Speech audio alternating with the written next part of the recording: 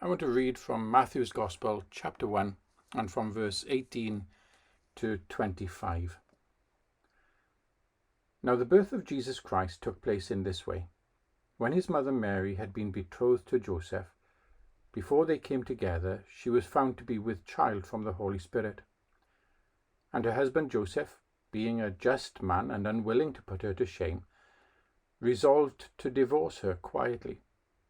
But as he considered these things, behold, an angel of the Lord appeared to him in a dream, saying, Joseph, son of David, don't fear to take Mary as your wife, for that which is conceived in her is from the Holy Spirit. She will bear a son, and you will call his name Jesus, for he will save his people from their sins. All this took place to fulfill what the Lord had spoken by the prophet. Behold, the virgin shall conceive and bear a son, and they shall call his name Emmanuel, which means God with us. When Joseph woke from sleep, he did as the angel of the Lord commanded him. He took his wife, but knew her not until she had given birth to a son, and he called his name Jesus. Reading this story, I'm reminded that Jesus, who died in humiliation, was also born in humiliation, according, that is, to the standards of his day. He was a child conceived outside of wedlock. And yet, as with his crucifixion, it is the humiliation that is the glory of the event. Jesus' life and ministry is bookended by shame. And yet, in his shame, there is acceptance and new life for us all. God's intervention in the lives of Mary and Joseph led to them having to both experience shame. Mary had to bear the shame of being thought of by her community as having been unfaithful to the man she was engaged to be married to. And Joseph, well, he had to bear the shame of not divorcing her in order to uphold his own good standing in society, as would have been expected. Now, all of this, I guess, sounds a bit strange to modern ears, but this is how it was then. And yet, this shame doesn't really belong to them. They have to carry it, but it isn't theirs. It's a shame that was unjustly forced on them by their society, even by the standards of their day. They'd actually done nothing wrong. And the situation was itself created by the Holy Spirit. It all seems so unfair.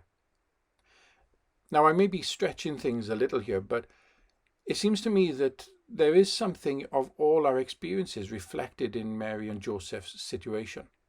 Shame is at the heart of the human condition. We all feel it, and it is one of the more fundamental of our experiences.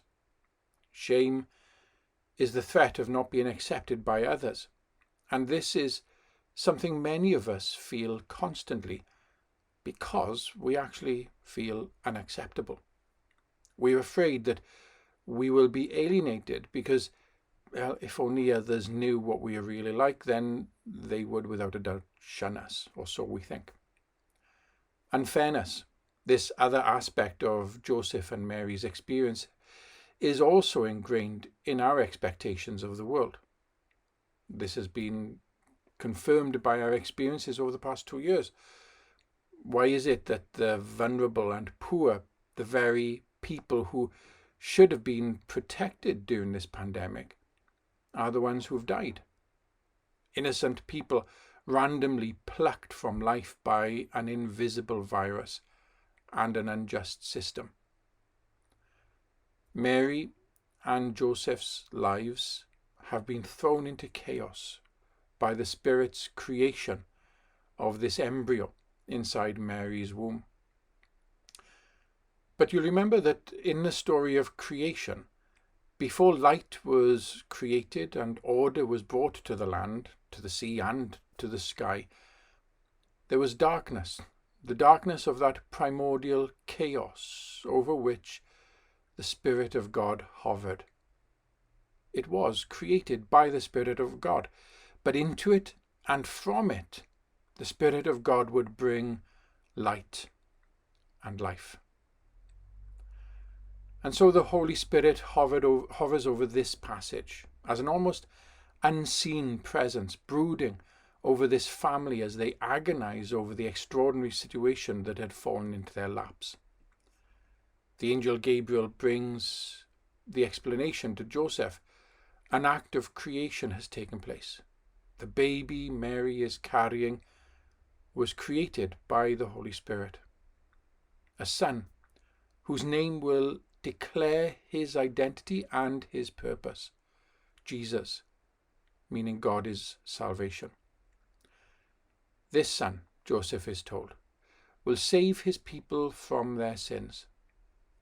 His would be a life that would deliver the world from its darkness of shame and guilt. A life that would bring light and salvation. In his life, he would represent us, carry our shame, but also overcome it by his own faultless existence. In all that he did, he would bear our guilt, our sense of our own wrongness, and that wrongness itself. In all that he did, he would absorb all of this into the goodness of his actions, the lovingness of his interactions with others, the purity of his motivations, and the authenticity of his entire being. Until finally, at that cross, that shame would make its last stand against him. And in doing so, in enveloping him in absolute rejection and hatred, that shame itself would be swallowed up forever by his self-giving, self-sacrificial love. This is the life that brings an end to sin and to shame.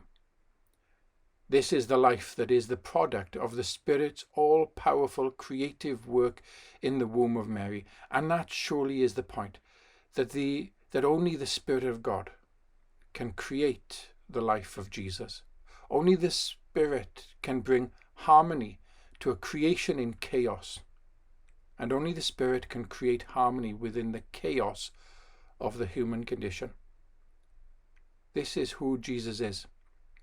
The Spirit-created, Spirit-empowered destroyer of shame and the creator of peace.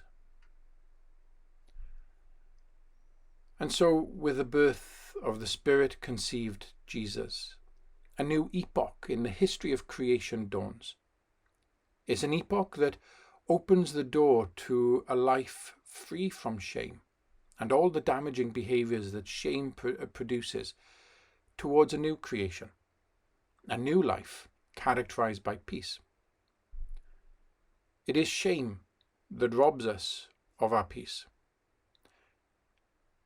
And in our misplaced efforts to create peace for ourselves and escape our feelings of shame, shame itself leads us to overlook and even to mistreat others, or perhaps also ourselves. In other words, it is shame that produces sin. But Jesus has ushered in a new epoch, a new creation, a new life where shame is swallowed up forever and peace reigns.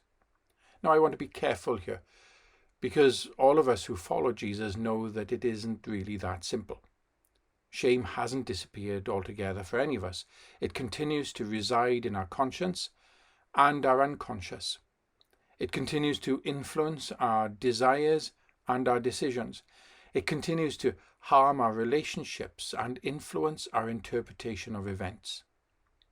Our experience is of a world where shame clings on, even as peace drives it out. But that's the point. What Jesus has started is a process, one in which peace can thrive, and in which it can gradually evict shame from our experience. A new life in which growth in peace is possible. This new life isn't grasped through effort and resolve. All that produces is failure and yet more shame. This new life can only be created by the Holy Spirit. It can only be received through the acceptance of Christ as its pioneer, its exemplar, and its giver.